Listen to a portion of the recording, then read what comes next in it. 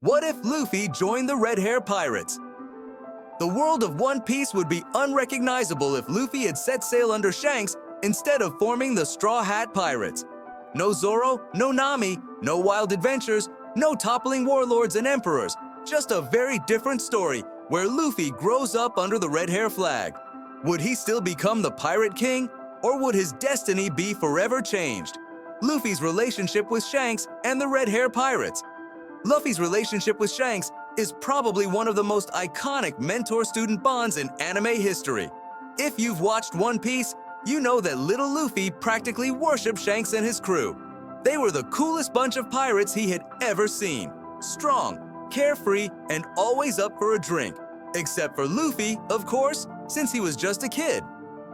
Growing up in Fuchsia Village, Luffy had one goal: to join Shanks and sail across the seas as a pirate. There was just one tiny problem. Shanks wasn't having it.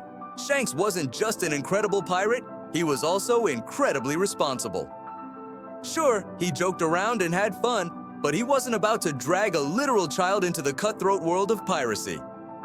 And honestly, he had a point. Luffy, back then, was all talk. He had the enthusiasm of a hyperactive monkey, which, let's be honest, he still does. But he didn't have the skills, strength, or experience to survive on the high seas. Shanks knew that taking Luffy along would be like bringing a goldfish to a shark-infested ocean. It wouldn't end well, but that didn't stop Luffy. He kept insisting, declaring that he would be strong enough one day. And what did Shanks do? He laughed it off, teased Luffy, and kept protecting him in the only way he knew, by not letting him board his ship. The moment that truly defined their bond, though, was when Shanks risked his life to save Luffy from a Sea King, losing his arm in the process. That wasn't just a random act of heroism, it was a lesson. A moment that told Luffy, this world is dangerous. Strength isn't just about wanting to fight, it's about knowing what's worth protecting. And of course, there was the Straw Hat. That legendary moment when Shanks placed his hat on Luffy's head and told him to return it once he became a great pirate. That wasn't just a hat, it was a promise, a symbol, a challenge. It was Shanks' way of saying, go make your name, be strong, be your own man. And boy, did Luffy take that to heart. How Luffy's abilities would have developed under the Redhair pirates. If Luffy had joined the Redhair pirates as a kid, let's just say he wouldn't have spent years throwing weak punches at mountain bandits and getting into bar fights with Makino's customers. He would have been trained by some of the strongest and most experienced pirates in the world. And honestly, he would have been terrifying. Ben Beckman, Shanks' right-hand man and an absolute tactical genius, would have drilled battle strategy into Luffy's thick skull. No more punch first, think never approach. Luffy would learn to fight smart. Then there's Lucky Roo, the first guy we ever saw murder One Piece. Remember when he shot that bandit like it was nothing? With his insane speed and power, he could have turned Luffy into a powerhouse much earlier in life. And of course, there's Usopp's deadbeat but incredibly talented dad, who could have helped Luffy refine his observation skills and reflexes. Luffy would have also been introduced to Haki way earlier. Under Shanks' crew, he wouldn't have had to struggle and figure it out during Marineford or on Raskina Island. Instead, he would have been trained in all three forms of Haki from the get-go. His observation, Haki would have been sharper, his armament Haki stronger, and let's not even get started on Conqueror's Haki. With Shanks guiding him, Luffy would have turned into a Haki prodigy before he even reached his teenage years. And what about swordsmanship? Do you think Shanks would let his apprentice run around punching everything? Not. Luffy might not have become a full-fledged swordsman like Zoro, but he definitely would have learned a thing or two about wielding a blade. Imagine Luffy, but with some slick swordplay to complement his devil fruit powers. That would have been unfair. Most importantly, training with the Redhair pirates would have made Luffy way more disciplined. We all love Luffy's goofy, free-spirited personality, but let's be real, he's reckless. He charges into battles without thinking, gets himself into trouble constantly, and only survives because of sheer willpower and plot armor. Under Shanks, that reckless nature might have been tempered just enough to make him an even deadlier fighter without losing his signature charm. The ripple effect, how Luffy's absence would change the Straw Hat. Pirates, all right, Let's get into the real tragedy here. If Luffy had joined the Redhair Pirates, the Straw Hat Pirates would never have existed. That means no wacky adventures, no hilarious crew moments, and worst of all, no friendships that shape the world of One Piece. It's like imagining an alternate universe where Batman never forms the Justice League.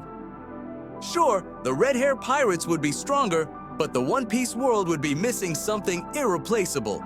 Let's start with Zoro. Without Luffy saving him from being executed by Helmeppo, Zoro would have probably rotted away in some marine prison or been forced to work for the government. He wouldn't have set out on his journey to become the world's greatest swordsman, which means Mihawk would have just been chilling without his favorite punching bag. Then there's Nami. If Luffy had never met her, she would have stayed stuck under Arlong's rule, trying to buy her village's freedom with no way out.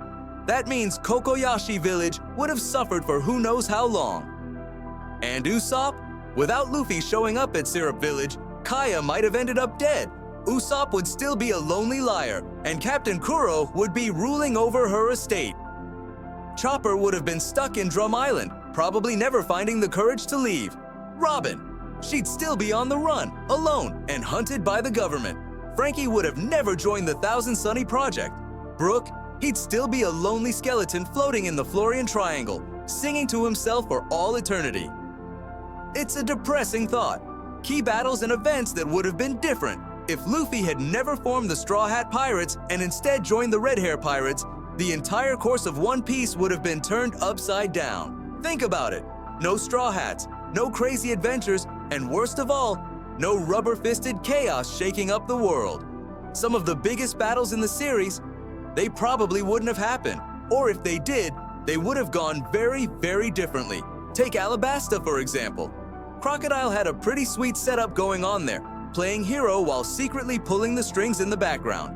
Without Luffy barging in and punching him into next week, Crocodile might have stayed in power indefinitely. Vivi would have kept struggling, the people would have continued to suffer, and honestly, Robin might have never escaped his grasp. That's a world where Crocodile wins, and let's be real, nobody wants that smug, sand-slinging warlord feeling good about himself. Then there's Skypiea. Enel was out there zapping people left and right, ruling the skies like he was some kind of lightning god. Luffy was the only one who could take him down because, well, rubber doesn't conduct electricity. Without him, Enel might have never been dethroned. The people of Skypiea would still be living in fear, and Enel would probably still be sitting on his golden chair, cackling about his divine judgment. That's just bad news for everyone. The Marineford War is where things get interesting. If Luffy had been part of the Redhair Pirates, he wouldn't have been running around desperately trying to save Ace on his own. Instead, he would have arrived with Shanks' crew, and that would have changed everything. Maybe Ace wouldn't have died. Maybe the war would have ended way earlier. Or maybe, just maybe, Luffy would have had the discipline and power to fight on an entirely different level, making him a major player instead of just a desperate little brother throwing punches at giants. Either way, things wouldn't have gone down the same way. And let's not forget Dressrosa. Doflamingo was running that place like a full-blown mafia boss, crushing anyone who dared to oppose him. Without Luffy and Law teaming up, there's a good chance Doffy would have continued playing Puppet Master, keeping Dressrosa under his control. That means more suffering, more corruption, and more of that creepy, unsettling laugh of his echoing across the kingdom. Then we have Wano, the biggest battlefield of them all. Kaido and Big Mom were practically untouchable, ruling with an iron fist. Without Luffy and his alliance leading the charge, would the rebellion have even stood a chance? Probably not. Wano would have remained in chains, Orochi would still be alive doing his weird snake thing, and Kaido would still be drinking himself into a coma while calling himself the strongest creature in the world. The world government might have eventually stepped in, but would they have won? That's up for debate. How the power balance in the One Piece world would have shifted. The One Piece world runs on a delicate balance of power. You've got the Marines trying to keep order, the warlords running their shady businesses, the emperors ruling over the seas like pirate kings, and then there's the Revolutionary Army doing their own thing in the background. It's a crazy system, but for the longest time, it worked. And then Luffy happened. He came in swinging, toppling one major force after another, and suddenly, the entire balance was thrown into chaos. But what if he had never formed his crew? What if he had been just another strong pirate under Shanks' flag? For starters, the warlord system might have lasted a whole lot longer. Luffy was a walking disaster for the warlords, punching Crocodile into the sand, sending Moria into retirement, and taking down Doflamingo in a way that shook the entire world. Without him, these guys would have continued running their empires, controlling territories, and pulling the strings from the shadows. The world government might have eventually stepped in, but without Luffy and his allies forcing their hand, they probably wouldn't have been in any rush to do so.